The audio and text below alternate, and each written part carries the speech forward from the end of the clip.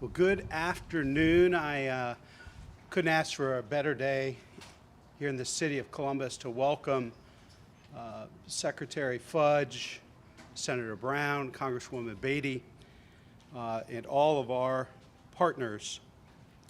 I do want to recognize, since we're in his district, State Senator Herschel Craig. Thank you for being here. Thanks for all of your ongoing support for our efforts.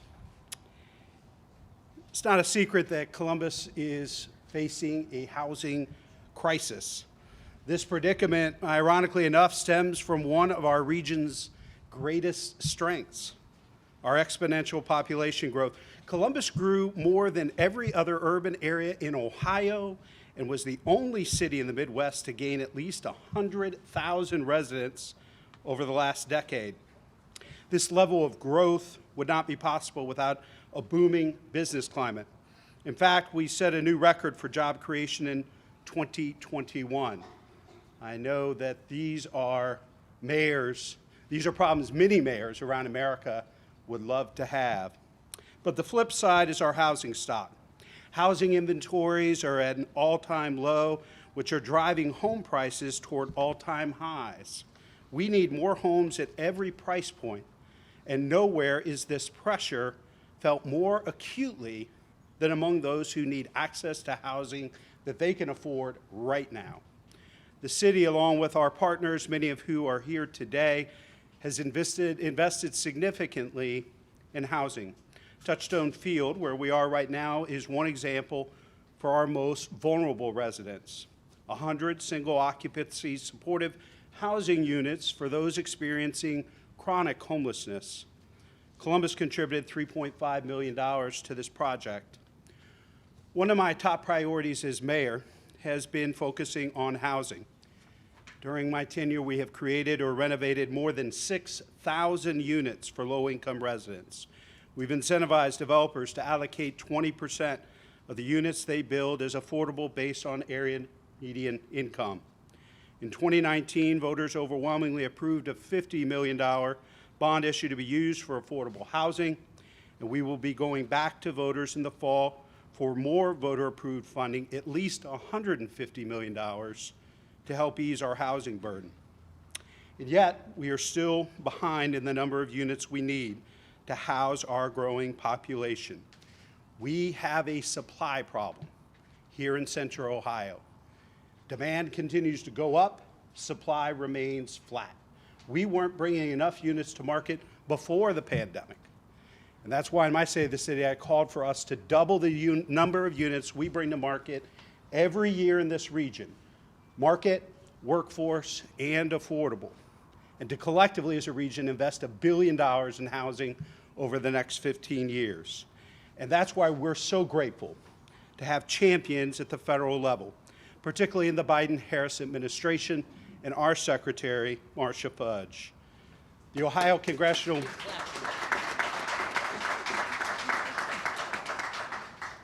There is an intense need for residents facing the most basic challenges.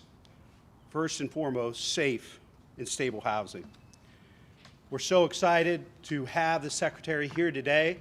And before she was a member of Congress, she was a mayor. So that tells you she knows how to get things done. And we are so appreciative of Senator Brown and Congresswoman Beatty. Incredible. I thank them at every event I do where we're investing rescue plan dollars and where we invested CARES Act dollars. We would not be able to make those investments in public safety, into young people, into neighborhoods. So please join me in giving a round of applause to Senator Sherrod Brown and Congresswoman Joyce Beatty as well.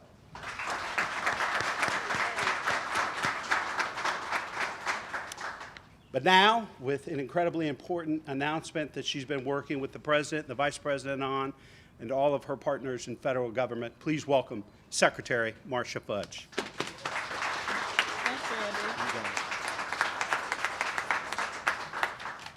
Thank you very, very much. It's always good to be with my friends. Someone asked me why was I coming to Columbus to make this great announcement today. And I told them it's not because the mayor is a good friend and one of my favorite mayors. It's not because Joyce Beatty is my dear friend and the chair of the Congressional Black Caucus. It's not because Sherrod Brown is not only my senator, but he is the authorizing committee over HUD. It's none of those reasons. So let me get that sucking up done right now. None of those reasons. The reason I'm in Columbus today is because Columbus is a city that is getting things right. It is a growing community that can benefit from this new action plan that the President and Vice President rolled out today. Columbus is a city that is growing and moving, but has the will to make the changes that need to be made. This city, over the last year, every house that went on the market, 57% of them went for over asking price. 57%. The increase in values and the sales price of houses from one year to the next is at least 15%. It is a city that is in crisis as it relates to housing, but it is a city that is trying to make a difference and make things change. So today, the Biden-Harris administration rolled out our new action plan, which is the most comprehensive all-of-government approach to housing that has ever been done in the history of this country.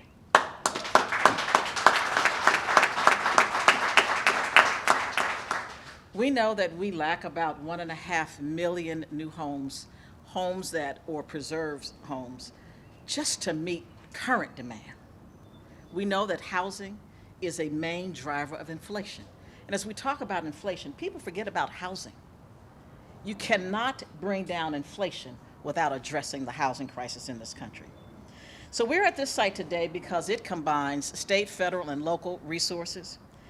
It is a first really of its kind as it relates to how it is being built, where it is being built, and the fact that the community has embraced something that is so out of the ordinary to build this kind of a facility in a neighborhood. Part of the problem we have with housing today is that no one wants it in their backyard. No matter where you live, nobody wants it in their backyard. So one of the things that the president is doing, and I know that my former colleagues are going to help us do, is roll out a new package of mandatory supply spending, which would create an incentive of about $10 billion for those communities that are willing to take a look at their zoning and their planning. Another $25 billion to preserve and or to build new housing units, up to 500,000 over the next few years. To look at how we better use state financing agencies to help bring resources in the community. We're looking at, the House side has already passed a reconciliation bill, thanks to Congresswoman Beatty, of $150 billion. We are looking for the Senate to do the work that we think that they can do to be helpful. But if nothing else, let's just pass the president's budget for 2023, which is $35 billion in housing supply. We at HUD are doing our part as well. Not only are we addressing the housing crisis in the many ways that we can, and the at least 12 different ways that the president and vice president have determined we can be helpful. But one of the things we're doing next month, as an example, we're going to have a sale of HUD homes, which we do 2 or 3 times a year. Normally what happens is those houses that have been foreclosed for whatever reason, or are within our portfolio, 90% of it generally goes to investors. We're not going to let investors buy the next time. All of that housing is going to go to mission-driven entities, nonprofits who are going to help us make sure we get them in the hands of people who want to live in them.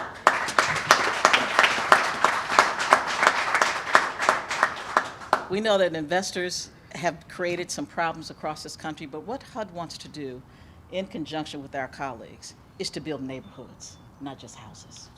Neighborhoods, and we can do that house by house. We can do it multifamily unit by multifamily unit. We can build neighborhoods where people can afford to live. Because today, I don't know that I could afford to buy a home in my own community. And so we are doing all we can to make sure we can bring the housing prices down through home resources, housing trust resources, and others. So with that, I'm going to turn it over to back to the mayor, but say to you that Columbus is a place we're going to be watching. You have the people, you have the tools, you have the skills, and you have the will. And I want to thank the mayor and my former colleagues, Senator Brown and Chair Beatty, for allowing us to do this in your hometown so that we can put a bright light on people who are doing it right. Thank you so much, Mayor.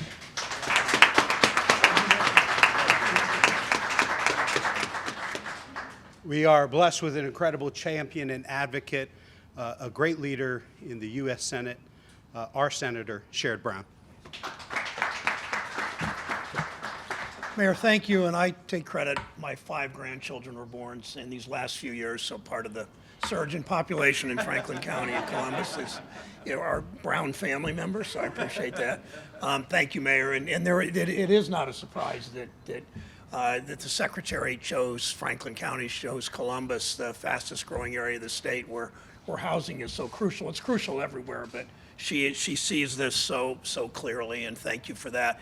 And Marcia Fudge was my congresswoman for many years. Connie and I live in Cleveland, so and Joyce is my grandchildren's congresswoman, so that counts for everything. And Samantha, thanks for what you're doing with the Community Housing Network and how important that is.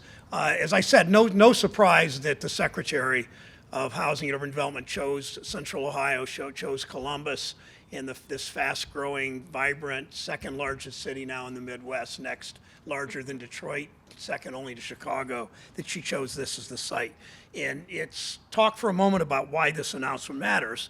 Our homes, as you know, our homes affect nearly every aspect of our lives. What schools you go to, what grocery stores you can shop at, what kind of job you can get, how far you have to travel to get there, the quality of the food at the neighborhood grocery stores, and including the air you breathe and the water you drink. I will never forget, I read a book called Urban Forest some years ago, and it they took an aerial view of Los Angeles, and Beverly Hills was 53% tree covered. South Central LA was 12% tree covered.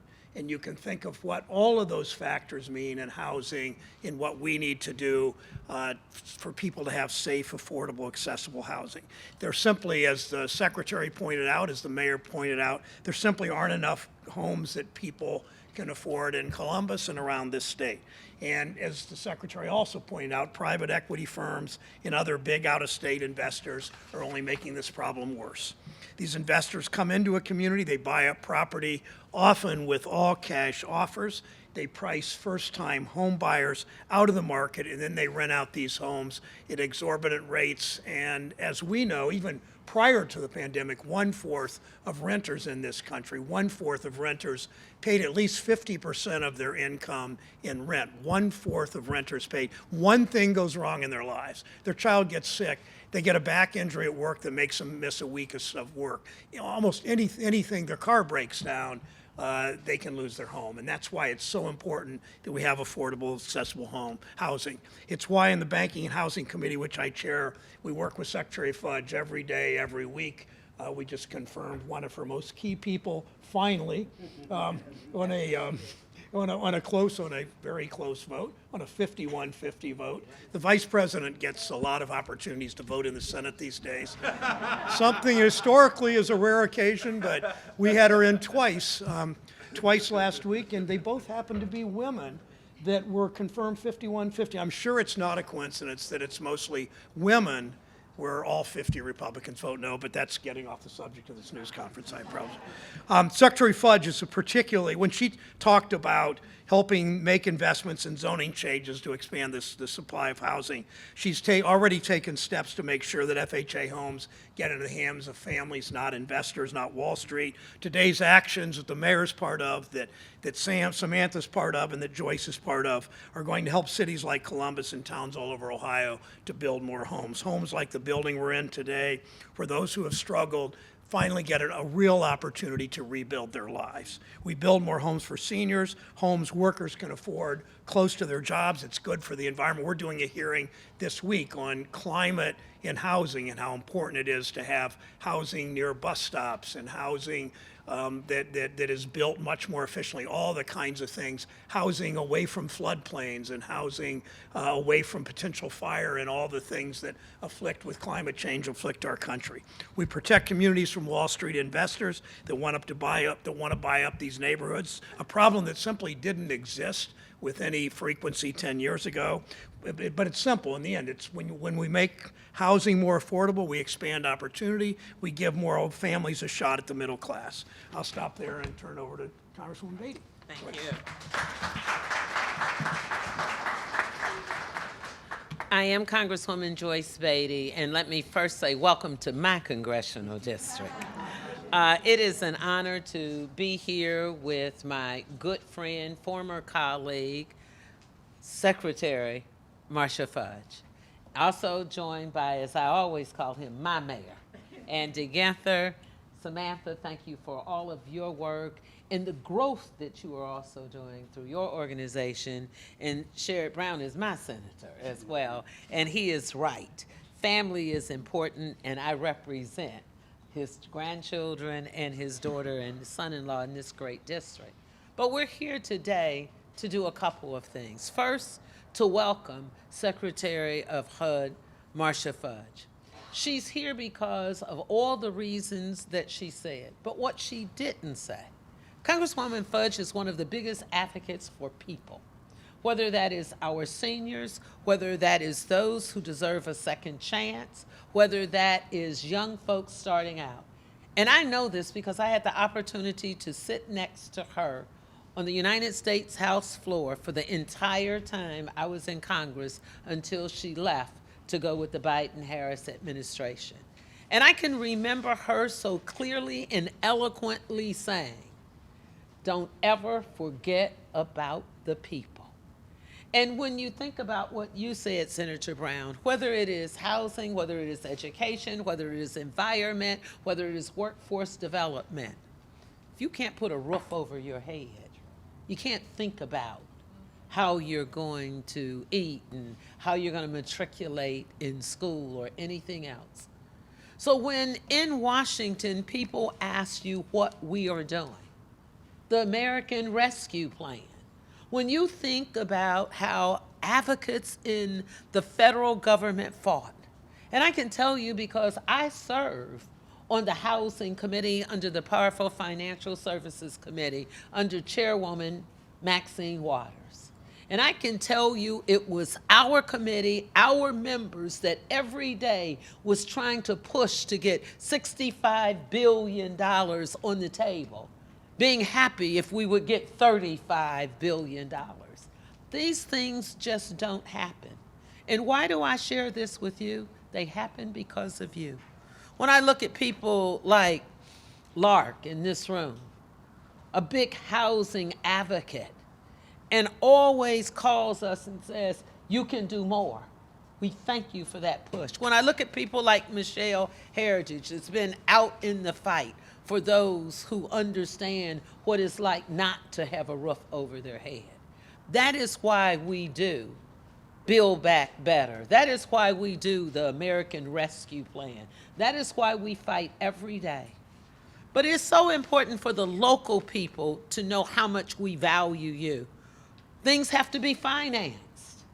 And when you can have a hometown bank that doesn't just show up today, but they are consistently here. I saw Barbara Benham earlier. I want to thank her for always being out front, making sure that they put their financial mark on it. And too many other people to call out or single out. But I can tell you, you've heard about the supply and demand. You've heard about how much more we can do. But today is the start of a new beginning for people, some of them the least of us. And to those who work at the YMCA, we say thank you for the services that you are doing now. But look at this wonderful home facility that people will be able to be proud in. And I want everybody to understand it's not just a roof over their head, it's just not a bed in a corner, but it is teaching them workforce development. It is giving them a sense of pride, a sense of being. And lastly, before coming here, it was important for me to drive through this neighborhood.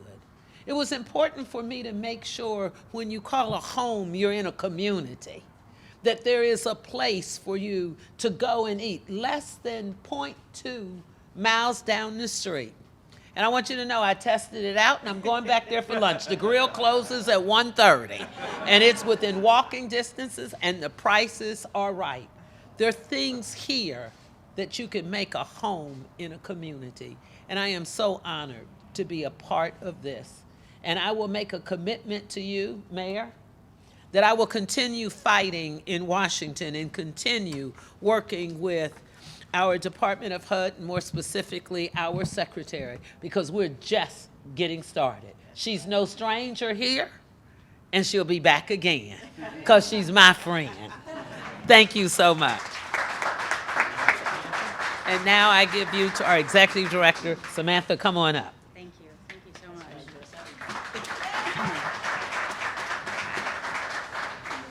Thank you so much, Secretary Fudge, Senator Brown, Congresswoman Beatty, and Mayor Ginther. Having such remarkable leaders, the plus is that we have a great community. The negative is you have to follow a bunch of great speakers, but I'll do my best. HUD has been a tremendous partner with Community Housing Network over the years, and importantly also we share just a great collaborative relationship with our local field office led by Anthony Forte and his staff, who are just so supportive of our work, and we're so appreciative of them. And we are so honored to host you here at our latest development, Touchstone Field Place, which will be a permanent supportive housing development providing 100 units for people who've experienced homelessness, mental illness, addiction, and other trauma-related issues. What you're in today is the first phase, the 56 units, and we hope that the second phase will break ground next year. In 2019, 6,800 adults and almost 2,600 children experienced homelessness in Franklin County. And our current supportive housing supply covers only about 65% of those in need, leaving almost 1,000 households without adequate housing. And so we are deeply grateful to HUD, the Community Shelter Board, and all our partners for supporting Touchstone Field Place for so many people who need it.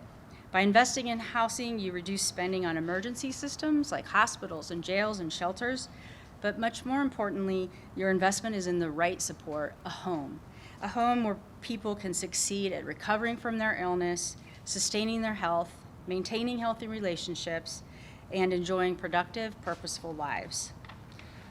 At Touchstone Field Place, the residents will have access to both affordable housing, but also on-site supportive services provided by our outstanding partner, the YMCA of Central Ohio. These voluntary services will include anything from case management, mental health and addiction counseling, life skills, health care, employment coaching, benefits assistance, really anything that residents need to stabilize, recover, and thrive.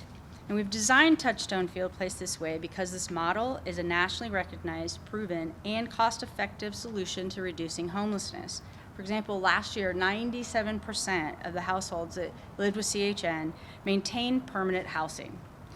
So thank you to HUD, the City of Columbus, the Ohio Housing Finance Agency, Franklin County, Huntington Bank, the Federal Home Loan Bank of Cincinnati, and the Ohio Capital Corporation for Housing for contributing almost $14 million in capital funding to this project, to the first phase.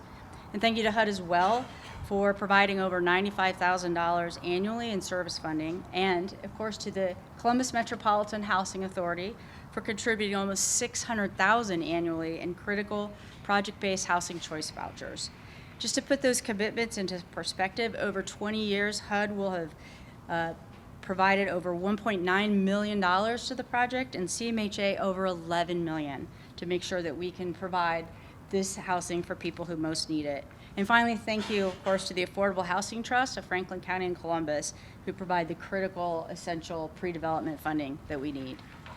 Community Housing Network has been fortunate to receive this kind of support since we started in 1987. With your partnership, we have developed over 1,500 apartments and provided homes to over 9,800 households, and so we are deeply grateful. With your support, we let people who are unhoused and vulnerable know that this community cares about them. We ensure that those who've endured hardships and had the misfortune of becoming homeless have equitable resources to heal, advance, and thrive. We show residents that we see them and their resilience, and we value their dignity. In every area where a CHN property is located, we further equity by housing people who've experienced mental illness, addiction, and other trauma-related issues, connecting them to the supports they need, and helping them find vocation. We go a long way to erasing the stigma of homelessness and mental illness. We create neighborhoods and workplaces where people of diverse backgrounds and income Live and work together where people truly see each other with mutual compassion and respect. With your support, CHN not only helps residents build positive outcomes that span their entire lives, we also build positive outcomes that span our entire community. So from the bottom of my heart, thank you to everybody who supports our work and mission. We deeply appreciate it.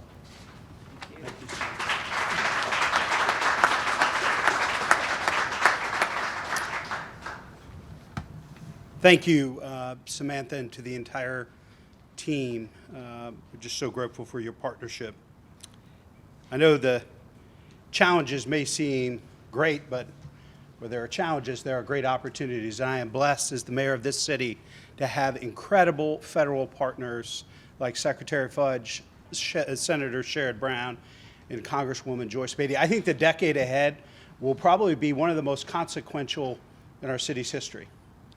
We are going to see incredible growth in this community. I'm excited about that. But we have to move with a sense of urgency, purpose, and intention to make sure that everybody who works in our community can live here too, regardless of what they do for a living. I'm excited about the announcements today as well, because we've got unprecedented numbers of women and people of color that are entering the construction trades due to our partnerships with the Building Trades Council and the AFL-CIO. Senator Craig and I were just at the first graduation of the first cohort of all women going into the construction trades here in Central Ohio. We are excited about the future, but we wouldn't be where we are and where we're headed without the great leadership of our federal partners. We'd be happy to take a few questions. I think we'll take 2 or 3 on today's announcement. As you know, you can ask me anything in the world you want me to ask, but we'll do that separately in one-on-ones after we take a few questions. Any questions for the Secretary, Senator, Congresswoman? Yes, ma'am. If you could identify yourself and your outlet, please. Sure. Anna Staver with the Gannett, Ohio Bureau. Okay. My question was for Secretary Fudge. I wanted a little more information about the $10 million for communities willing to change their zoning. I sort of joke, my husband's on the Delaware Planning Commission, so he has a front row seat to people like coming out of the woodwork saying, no apartments, no condos, no townhouses behind my property. So what kind of incentives are there to try and change the minds of people about what's getting built where? For one thing, and thank you for the question, $10 billion is an awful lot of money. And so what we are suggesting to communities, number one, is that they just take a look at some of their zoning, and because most of them haven't. Some of this has been around for 100 years or 50 years, and no one takes a look at it. But we cannot grow our communities, and we cannot put people in place who need to live in communities if we don't stop saying everything has to be a single-family home. If we don't stop saying that you've got to use brick or concrete instead of wood, or you have to have a cement driveway as opposed to an asphalt one. I mean, simple things. And so what we're suggesting to them is take a look at it, have a conversation with us.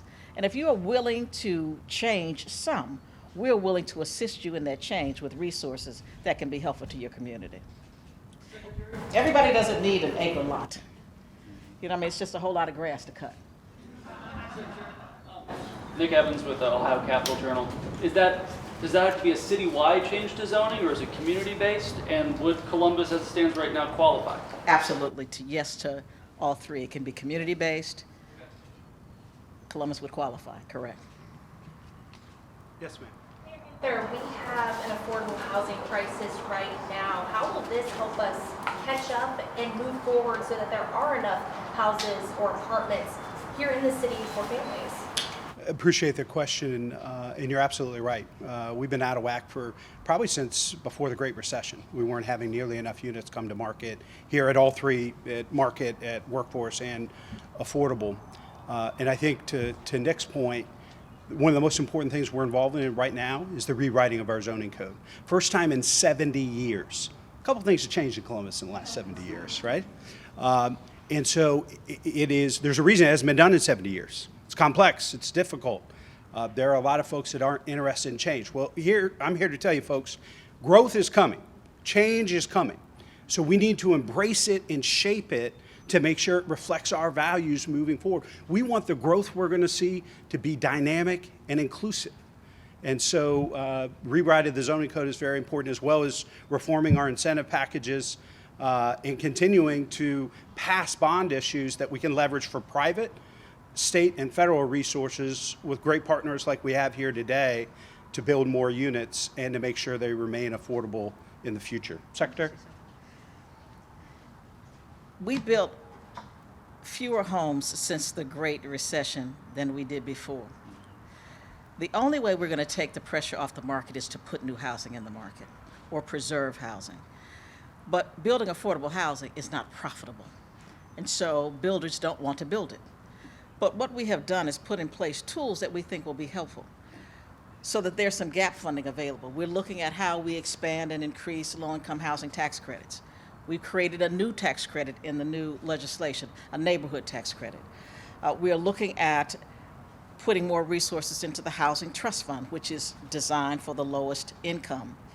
So we're doing a lot of things to make it more profitable. But the other thing we're doing, and we're hoping that our banks and other lenders are going to come along with us, they were not making loans under $100,000, Joyce. So neighborhoods were dying because no one could purchase that housing.